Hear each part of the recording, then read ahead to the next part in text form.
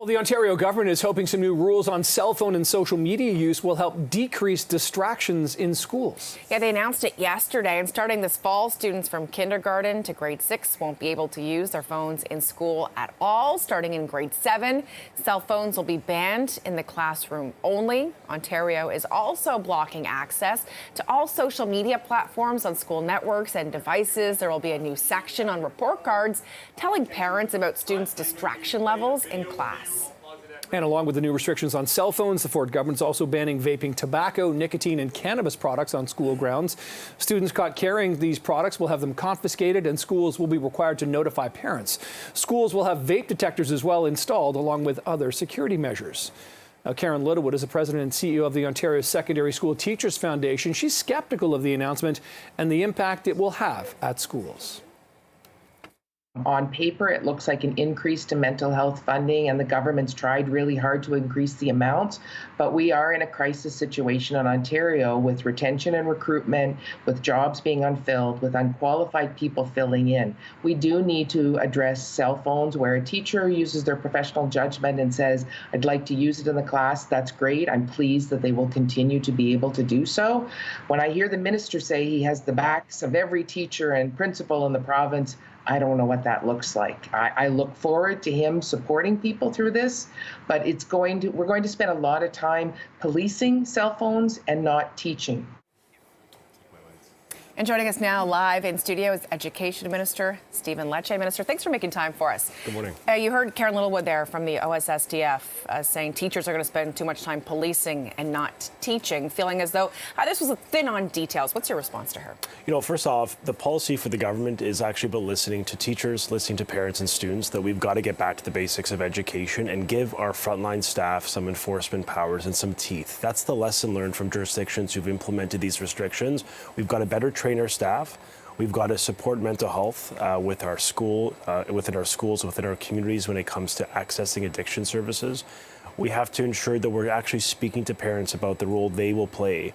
Today, we're going to be sending a letter to parents that's going to outline the plan. Yes, we're going to be restricting cell phone use in class, and we do have enforcement powers that come with it. We're going to be mandating more education on vaping and cannabis, the perils of the usage. We have some of the highest rates of vaping and cannabis in the industrialized world for young people.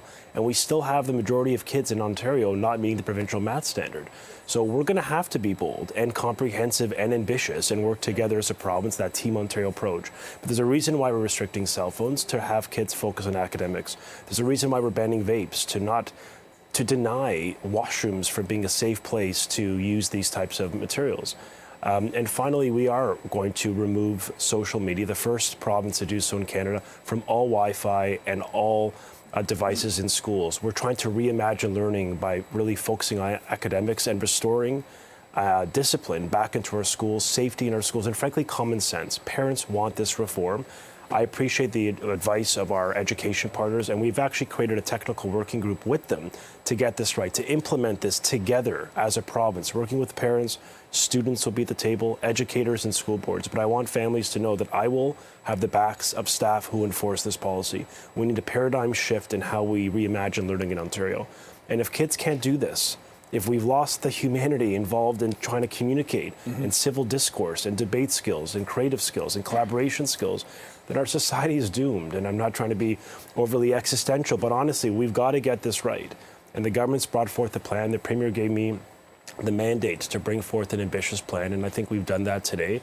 And I'm grateful to the parents out there who've reached out over the past 24 hours saying, finally, governments and school boards and parents and teachers can work together, have some courage to fix this problem once and for all. So I see what you're doing in terms of getting the distraction out of the hands of children, because it makes complete sense, right? When you're learning, you should be focusing on the learning rather than focusing on what's on an app on your phone. I wonder how you'll be trying to strike the balance, because so much of life these days, and I don't mean the app side of thing, but a lot of business and work is also done on mobile phones as well there. So how do you plan on striking that balance between, yes, it's a distraction on one side, but on the other side, it can actually lead to productivity? What a weird paradox to have the youngest Minister of Education bringing back cursive writing and then introducing coding and removing cell phones. And like, both of these things can be true. Like, we are trying to be a forward-looking government, looking to where the puck is going on those competencies young people need, but still harnessing the time-tested strategies of work for generations, like the return to phonics or cursive writing. The truth is, technology is actually very important to supporting education, but it has to be at the discretion of the educator. I believe it, and I believe that professional judgment of educators, every day they make those decisions. If technology aids in creating a more dynamic learning experience, I will support that. I mean, I think often there's some classes you just can't learn without technology. So I want to be clear to parents, this is not an outright ban as some of the quick headlines may read. It's restrictions with a sense of discipline and discretion. When teachers know it's going to add value, they will allow it. In fact, they will encourage it. There's a reason why the government stepped up with additional funding for technology to create more tablet access from an equity perspective. But at the end of the day, it's out of mind, out of sight as the default in September. It's banning social media.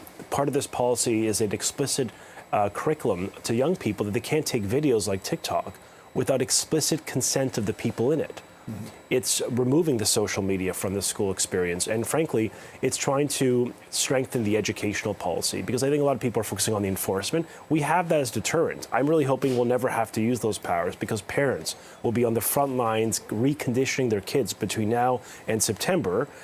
A challenging task. I'm curious about that because I wonder how much the sort of, the stable doors are wide open and the horses have bolted. I mean, you're kind of trying to shut those stable doors now.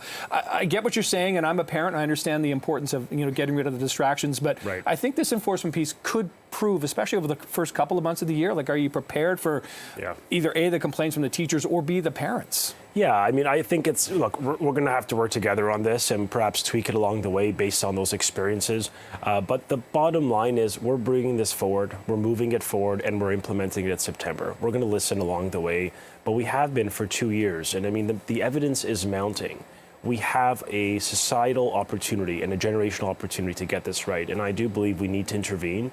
We also have brought forth more supports because we recognize for some of these kids, either the dependency on technology or the addiction related to vaping or cannabis, you can't just throw a book at them or you can't just, introduce some tough policy.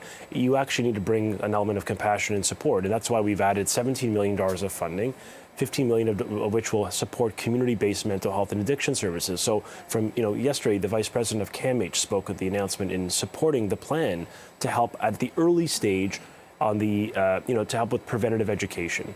So that's why we're expanding those resources. It's why we're doing training for the staff. We're putting $1 million in School Mental Health Ontario to provide webinars to parents and to teachers, different audiences. We're launching a social media campaign that's going to speak directly to kids and directly to parents on the roles they play.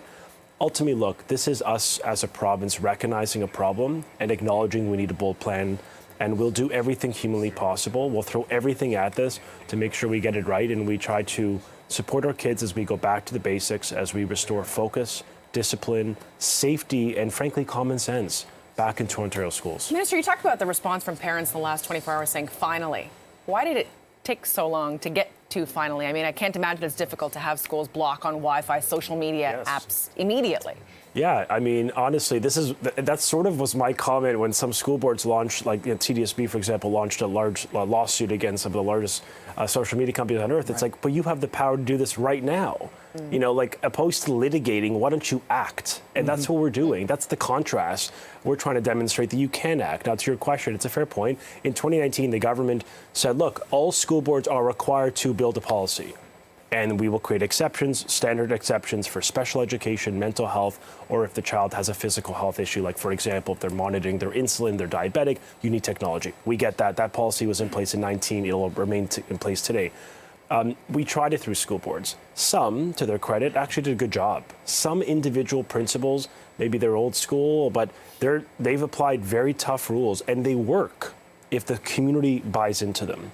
But most boards didn't, and it was a patchwork. And I'm the Minister of Education, and I see a provincial problem in every region of Ontario, urban and rural, east and west, like we saw it everywhere. And so I thought, okay, look, we tried through the board, it didn't work. We now need a provincial standard, we need a strong enforcement tool, we need a curriculum update, and we need more provincialized resources. And that's why the Premier said, look, let's do something a bit more at the macro level. Let's fix this problem. Let's work with school boards, and let's learn from those boards that's done it right. Look, one board in Northern Ontario, the Near North board, did installed vaping detectors in their washrooms.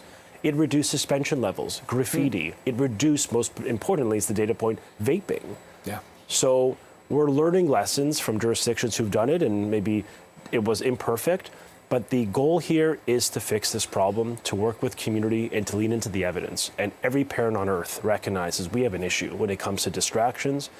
And many parents, I think, recognize when it comes to cannabis and vaping.